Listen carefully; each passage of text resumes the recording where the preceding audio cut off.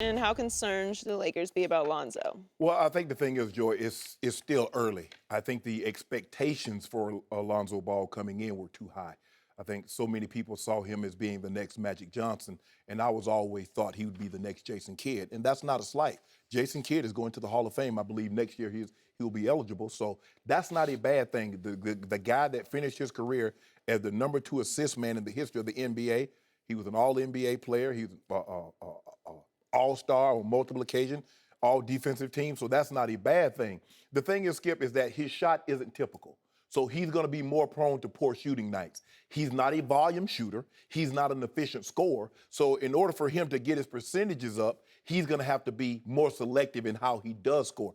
You see, the thing is with Giannis, the Greek freak, is that he doesn't shoot the ball well outside, but he can post you, he can get to the rack, and then he can get to the free throw line. Again, last night, no free throws for Lonzo Ball. LeVar, did you see this stat line? He led him in minutes. He led him in shots. And so he's going to struggle, Skip. I just believe this year he's going to struggle because of that shot, the unorthodox of it. Can he get to be, and we looked at point guards, and Magic Johnson was an aberration. I think Magic shot over 50%. John Stockton shot 51%. So I said, okay, let him be Jason Kidd. Can he get to 40? Skip, he's on the 20, 30% right now. Can he get to 40? Can he get to 42, 43? And still be able to distribute the ball like we know he can do. If he can do that, Skip, I think he'll be fine. He's going to have his lumps. He's going to have his growing pains this year. I'm not overly concerned, but he's going to be prone to nights where he doesn't shoot the ball well because that shot is so unorthodox. So the consistency is not there, but I'm not overly concerned. But I don't expect him to be Magic Johnson. Okay. So I want everybody to remember he was facing the #1 defense in the NBA last night, and it was locking up and locking down to start that game, especially in the first quarter.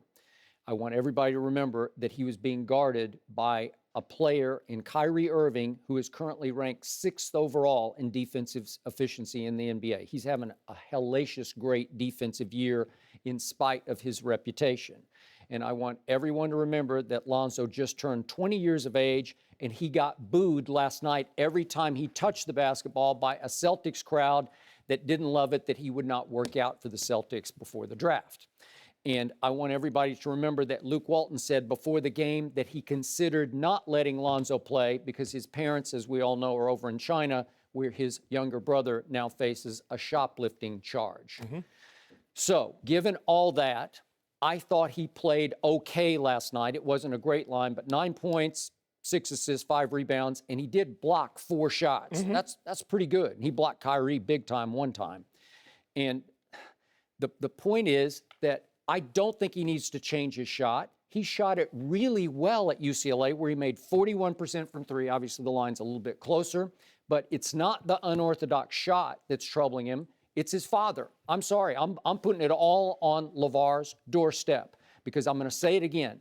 No rookie in the history of any sport has had more pressure, expectation, and negativity placed on him. I know LeBron had huge expectation, but we were all, everybody was rooting for LeBron. Nobody was down on LeBron. Nobody hated LeBron. Everybody half the world hates the Balls just because of Big Baller brand. Did Lonzo Ball not have a dad at UCLA when you said he shot the ball extremely well?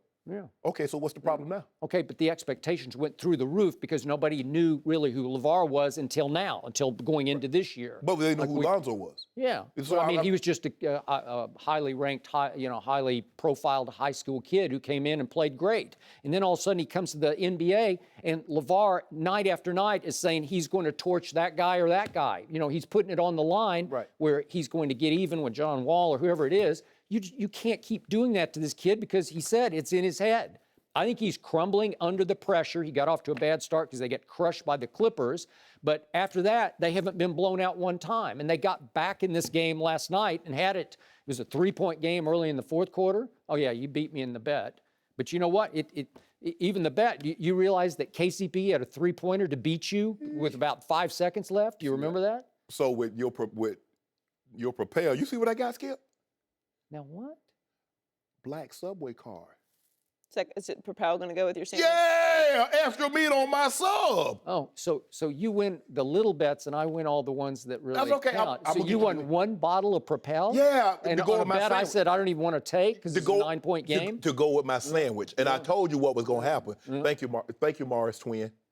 I Did you see that shot? I did. Can we see that shot real quick? Do we have that? Do we have the I Morris did shot? see it. Can we see that? Here it is. This is the shot that won the bet right here. Tell me how lucky this shot is. Woo.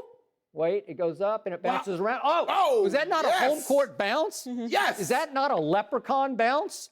That won your bet. Are you proud of that? I wouldn't be very proud of that. I'll take Just a bottle me? of Propel, Alex, for 100. I would feel a little ashamed of No, that. I don't. Yeah. I don't feel ashamed. And I by the don't. way, KCP's got a shot at the other end that's a really wide open three, and it just didn't He fall. should. Why would he want to take a three? Skip, you down by 11. So what? Is there an 11-point shot? People watch Undisputed. He knew I was sitting right on air trigger. If it goes in, you lose. Yeah. But you would accept the bet. Well, that for me. would have been a big time shot. That would have been a clutch shot. Yours was a lucky shot. So hold on. Let me get this right. How many times did that touch the rim? 1, 2, 3, 4, 5. So a 3-point, a meaningless 3-point shot because it wasn't meaningless. It was for the whole. It was for a whole bottle of Propel. Right? in the grand scheme of things, it's meaningless. Yeah. But you wanted to beat me that bad, Skip? I don't care. You said the bet. We're at the end of the show. You always try to throw something in at the end of the show where I don't have time to respond. Like just watch today. He'll scream something at the end of the show. Some criticism. I won't yeah, do you it. will. You scream it out because you know I can't respond because we're out of time. We're literally going to Colin's show, right? Oh. So you throw out this bet, and I'm like, I don't want to bet on it because I don't want to root against Kyrie Irving, and we're going to talk about Kyrie later in the show, but he's I think I might get me a foot long with extra meat since with my card. I think you should eat hearty right now because the Celtics are going to eat hearty all year and at the expense of your Cavaliers. I don't even worry about them. You know what? That game reminded me of last night? Because Kyrie again was 0 for 7 from the three-point line. Kind of reminded me of Game 3 in the NBA Finals. Really? Joy, we were right there. He went 0 for 7 from three-point line. Did you see some of those Globetrotter shots he pulled off? When the game got a little tight, he just said, I got this. And I was on the phone with my homeboy last night up in that, he in Houston right now. He said, I remember a performance like that. Happened like 6 months ago. Who won the game? Who won? Yeah. He said, I remember that. Bricking 3-point shots. So back to Lonzo Ball. Here's what he's going to have to learn. What? At 6 feet 7 inches tall, trust me on this, he can get to the rim at will. Anytime he wants to on any defender, he will be able to get to the rim.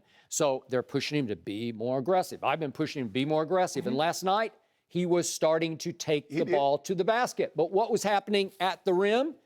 He goes a little too cool. He goes a little nonchalant. He's forgetting he's not at UCLA anymore. In this league, you have to finish with urgency and you have to finish strong because there are going to be hands above the rim. Everybody will challenge you at the rim. They will challenge you at the rim. And he's always just a little bit short because he flinches at the rim like, somebody's there. Ooh, I got to pull my punch. It's because you're a little too cool.